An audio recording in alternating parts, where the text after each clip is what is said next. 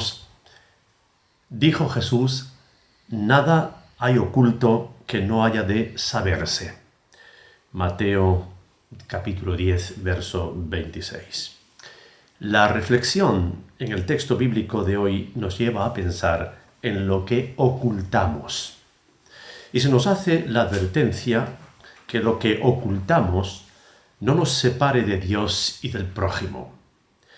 Es evidente que no podemos decir todo aquello que tenemos en la mente, so pena de generar posibles conflictos con los demás y nosotros mismos. Predicaba un buen amigo mío y decía: yo no puedo decir lo que siento, sino lo que pienso.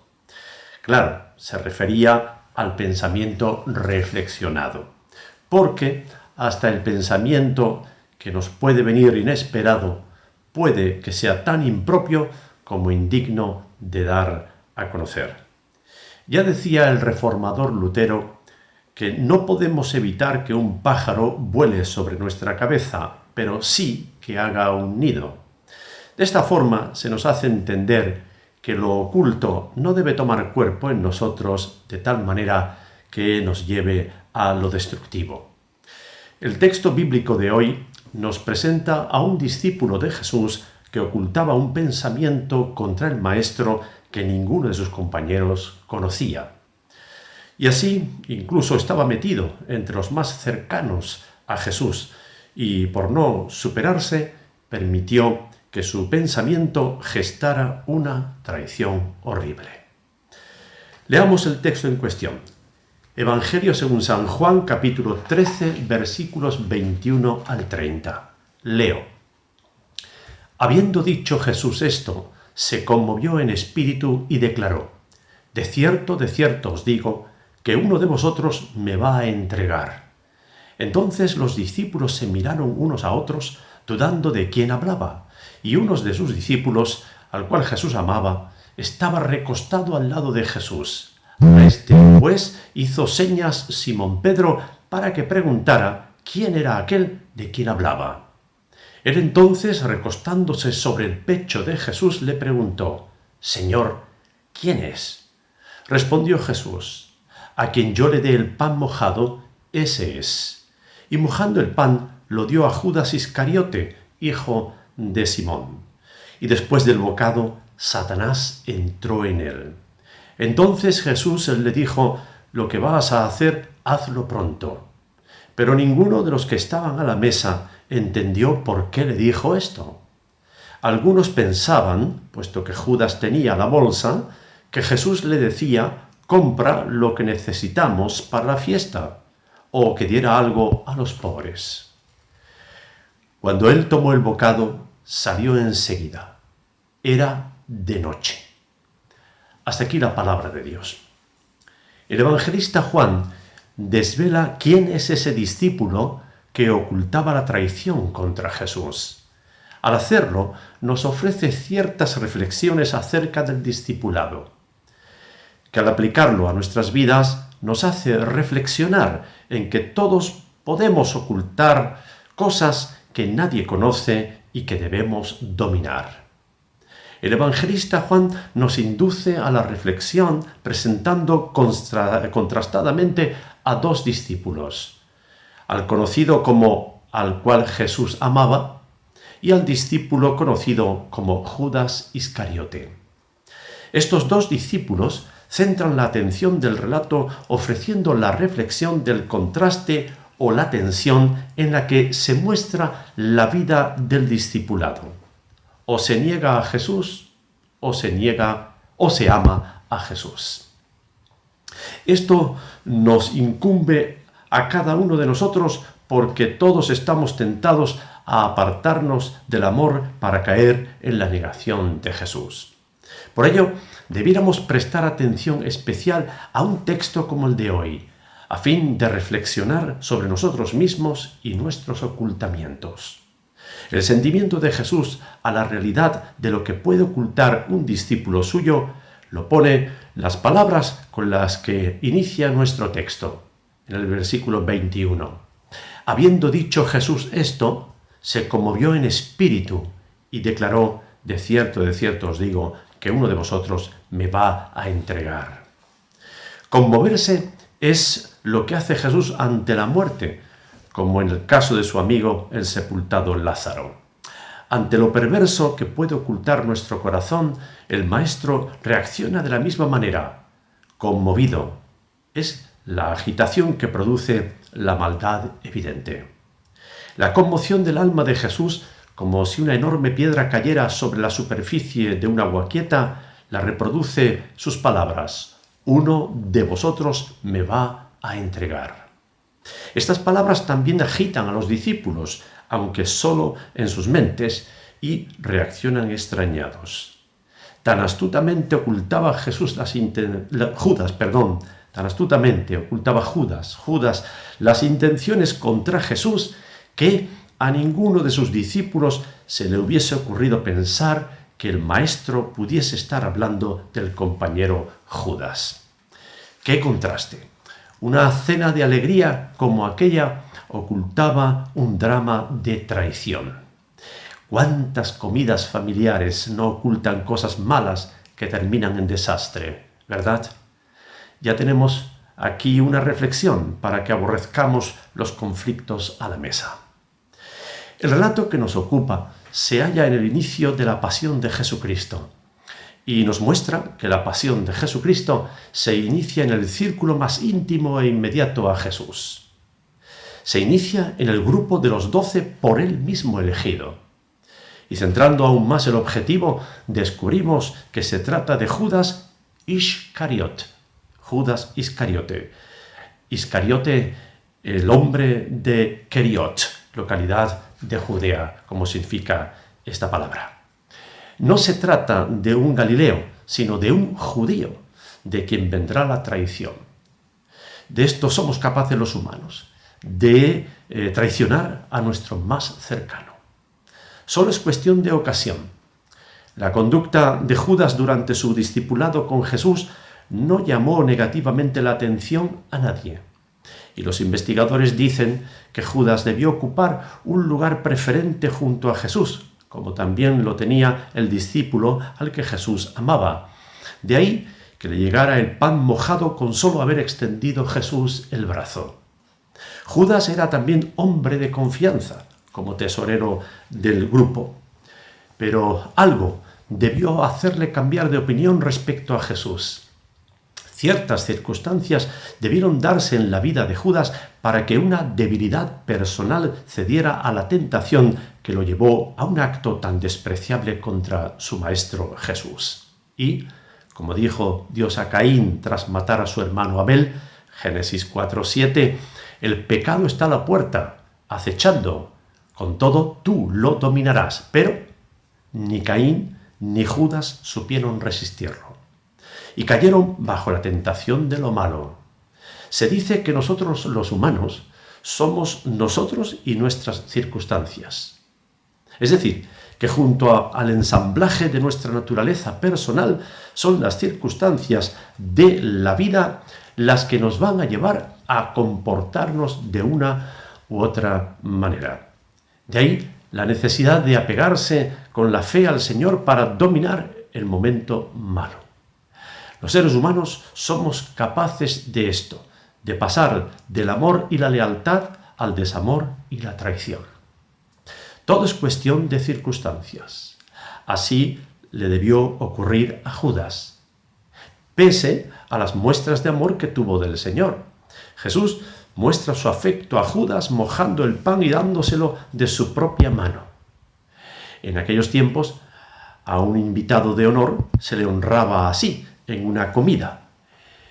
Era toda una muestra externa de afecto del Maestro que contrasta con Judas y su oculta intención. Jesús, como ya escribió el evangelista Juan respecto a sus discípulos, capítulo 13, versículo 1, sabiendo Jesús que su hora había llegado, lo amó hasta el fin. Pero Judas no honró a su anfitrión Jesús, sino que prosiguió con su oculto plan rechazando a Jesús y eligiendo a Satanás. Y después del bocado, Satanás entró en él. Así lo afirma nuestro texto. Judas ha propiciado que aparezca en escena Satanás, representación del mal, de lo que es capaz el ser humano. En una cena de felicidad y con el Señor, una persona es capaz de meter al mismo Satanás. Dios mío, cuánto cuidado hemos de tener de nosotros mismos. Con razón, advirtió Pablo a Timoteo, capítulo 4 de la primera carta de Timoteo, versículo 16, ten cuidado de ti mismo. Por no rechazar a tiempo el pensamiento que se le ocurrió un día, Judas cede a la tentación y se pone al servicio del mal. Cuidado con los pensamientos que dejemos que nos dominen. No permitamos que la idea preconcebida y mala nos domine.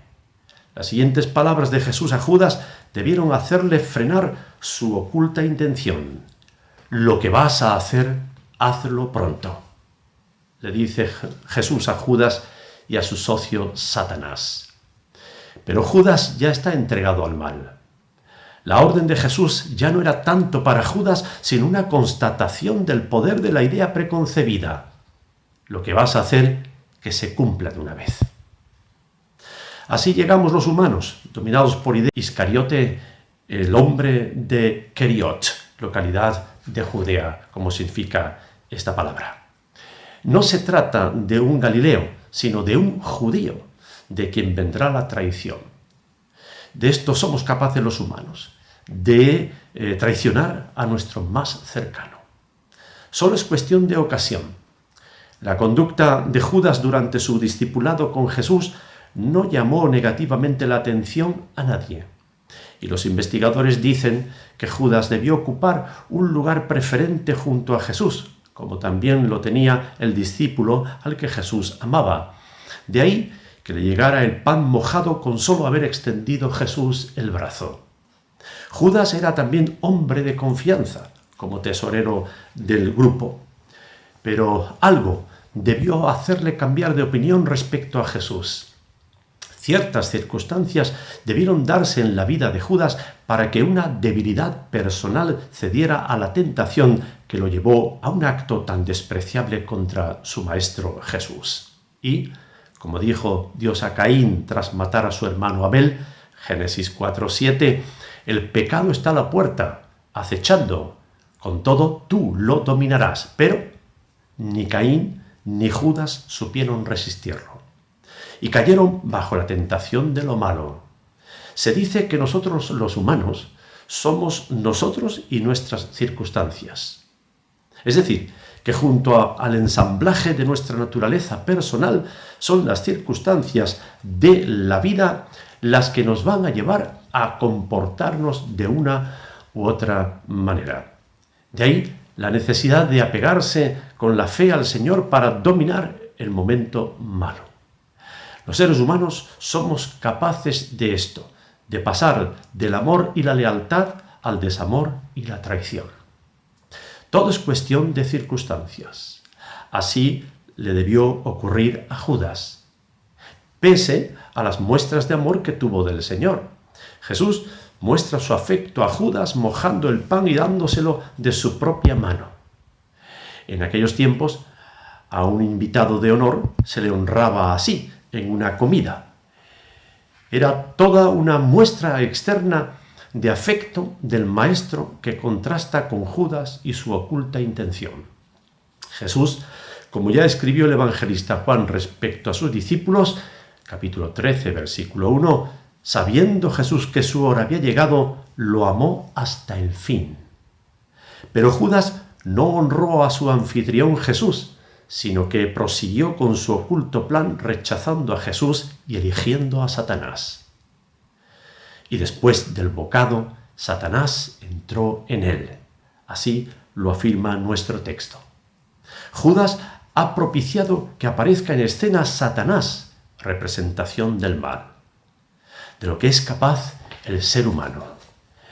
En una cena de felicidad y con el Señor, una persona es capaz de meter al mismo Satanás.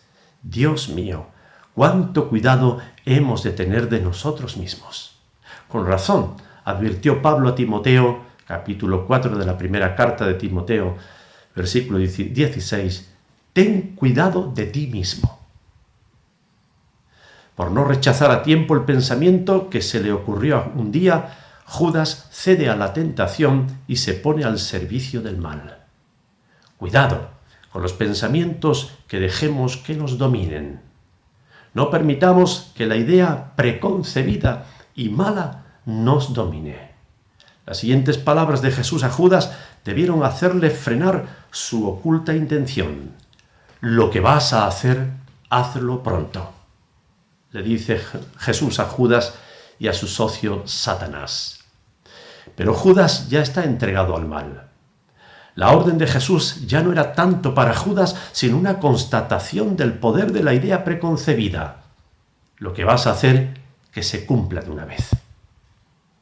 Así llegamos los humanos, dominados por ideas ocultas que no queremos controlar, a destruir lo más sagrado. Aquella cena, que debió haber sido la máxima expresión, representación de unidad entre Jesús y sus discípulos, alcanza la máxima expresión de distanciamiento. Y concluye nuestro texto, verso 30. Cuando Judas tomó el bocado, salió enseguida. Era ya de noche. Las tinieblas entran en acción. ¿Vencerán sobre el que es la luz del mundo? No. Ya lo anticipó nuestro escritor al principio de su Evangelio, refiriéndose a Jesús, capítulo 1, versículo 5 del Evangelio de Juan. La luz en las tinieblas resplandece y las tinieblas no prevalecieron contra ella. Para Satanás, su táctica será su trampa. Sin saberlo ni quererlo, llevará al triunfo a la luz. Maquinan el traidor Judas y el perverso poder del mal en Satanás, procurando la muerte de Jesús. Pero ignoran que la muerte es necesaria para el proyecto divino de restitución. La muerte, ignoran ellos, es aliada de Dios para que brille el resplandor de la salvación. Sin muerte no hay vida, hizo entender Pablo a los corintios con estas palabras, 1 Corintios 15:36. Lo que tú siembras no se vivifica si no muere antes. Solo así se garantiza nuestra resurrección, nuestro reciclaje para la eternidad. Y así fue, expone nuestro evangelista Juan, comentando la resurrección de Jesús, que al amanecer del primer día de la semana se manifestó la luz de la vida. Hace entender en el capítulo 20, versículo 1. Pero en el relato bíblico que nos ocupa, se nos ofrece un gran contraste entre la figura de Judas y la del discípulo que Jesús amaba, como se presenta en el Evangelio a este discípulo. No hay identificación de su persona, quizá por su valor simbólico. Si Judas se apartó de la cercanía de Jesús para salir del radio de acción divina, el discípulo amado vive en la cercanía íntima del Hijo de Dios junto a su pecho. Dice nuestro texto en el versículo 23, recostado en el pecho, en el texto original griego, en el kolpos de Jesús, así como el Hijo de Dios, Jesús que estaba en el seno, kolpos, la misma palabra antes, según el capítulo 1, versículo 10 del Evangelio de Juan, dio a conocer a Dios, porque estaba en el kolpos, en el seno de Dios. Así ahora el discípulo amado es el que es movido a conocer a Jesús para darlo a conocer a otros. Y lo hace porque se mantiene en esa proximidad con Jesús.